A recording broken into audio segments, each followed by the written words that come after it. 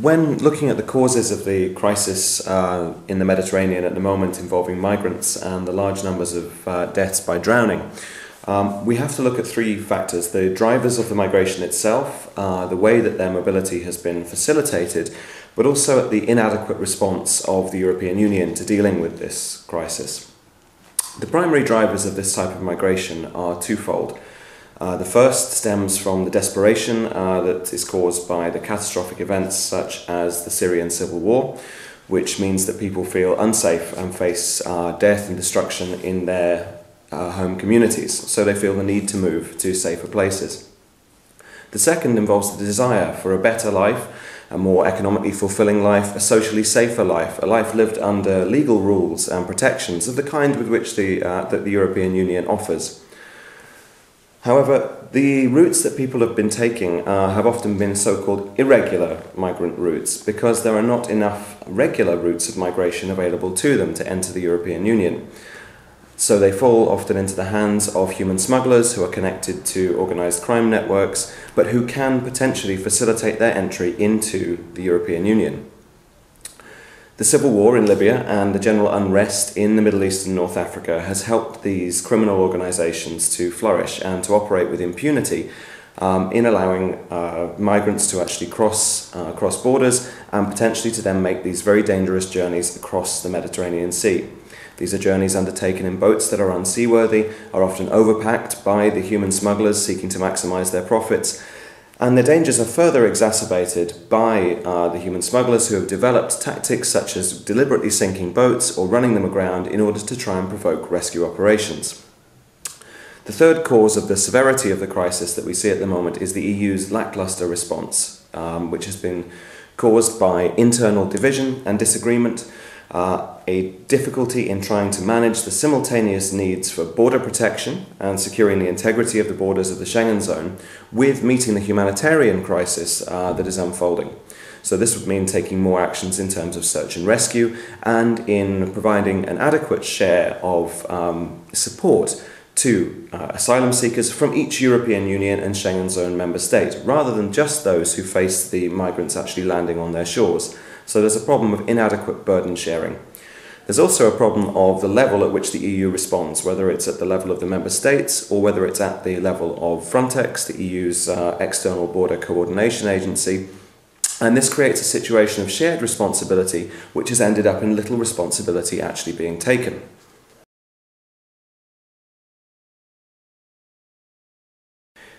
The increased number of deaths in the Mediterranean in recent weeks has forced the EU's hand to a certain extent on this issue.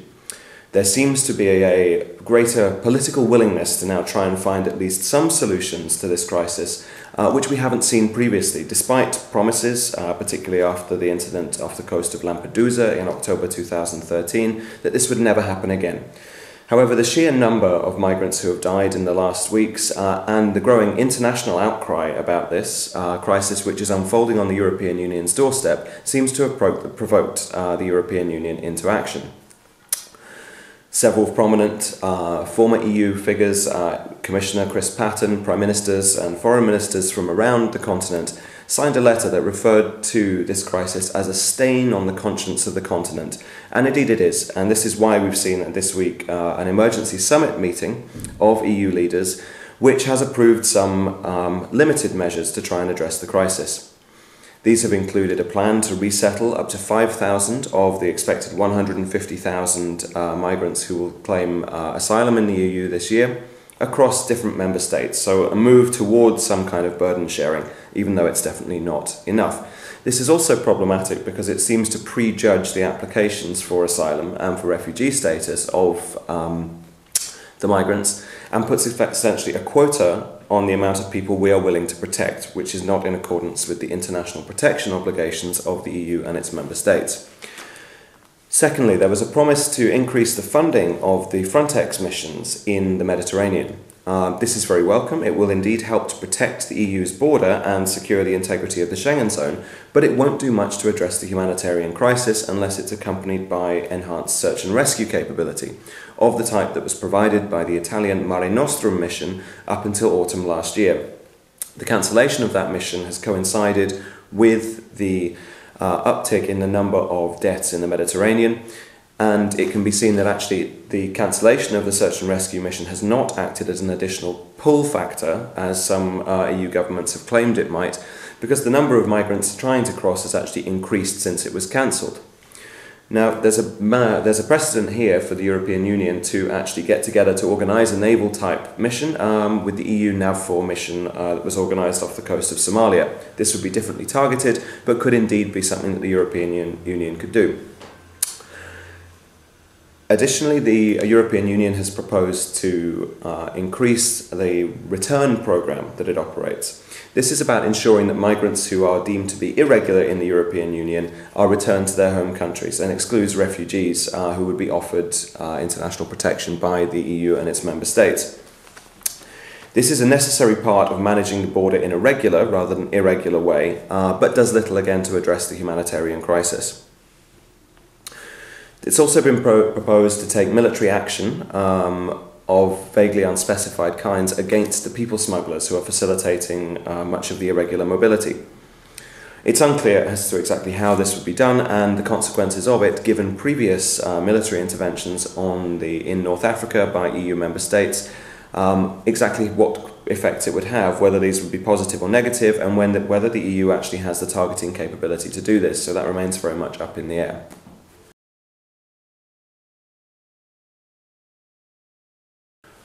In the short term, the EU has to have the priority of focusing on stopping the deaths at sea. This means stopping the sailings on the dangerous boats. It means enhancing search and rescue capability above what is there now, while also maintaining border protection. So the increase in funding to Frontex will not alone be enough. As Frontex have very clearly said, the priority for border guards is not search and rescue, it's not humanitarian issues, it is border protection. So an additional commitment to search and rescue needs to be made. Potentially a naval mission that could engage in such tasks could also ensure that boats that are unseaworthy do not actually make it out into the high seas where they are particularly at risk. What the EU should also consider doing is establishing offshore refugee processing centres, asylum processing centres, to enable the distinction to be made between migrants who are in need of international protection and those who are seeking a better life, economically, socially, etc., and do that on the North African coast rather than doing it in the EU countries where migrants have to make the dangerous journey. However, any such promise needs to be accompanied with, or any such commitment needs to be accompanied by a promise to actually increase the potential for regular mobility in future for those migrants who don't need international protection, but who are indeed seeking a better life. That would be a more medium-term initiative, which should also be accompanied by a serious intervention by politicians at the EU level and at the member state level to address the terms on which the migration debate in Europe is taking place. This debate has been poisoned by xenophobic rhetoric, by racism, and by the rise of far-right anti-immigration parties and their move into the central mainstream of European thinking. This is based on flawed thinking. It's not based on economic justifications, which often come out in migrants' favour, and it's also anathema to the values that created the European Union and have spurred its development. The medium-term measures the EU can take also need to include increasing the supply of regular migrant routes. So looking at the capacity that EU countries have to absorb migrants coming for economic reasons as well as for reasons of international protection, and to find ways of encouraging states to provide more visas to what are often extremely exceptional people who can make valuable contributions to our societies. And we shouldn't just see those contributions in economic terms, but also in terms of it facilitating exactly the people-to-people contacts that have been facilitated by free movement within the European Union itself, and on which the European Union's history and past success are founded. In the longer term, the EU has to seek to address the excess demand that exists for mobility. This means trying to intervene politically, diplomatically, economically, and through development mechanisms into the causes of forced migration. So using the EU's full spectrum of foreign policy instruments in order to help try and address the crisis in Syria, in order to provide people with better chances to live the types of lives they want to live closer to their homes at the moment. while at the same time not shutting down the possibility to move for those who still desire to do so.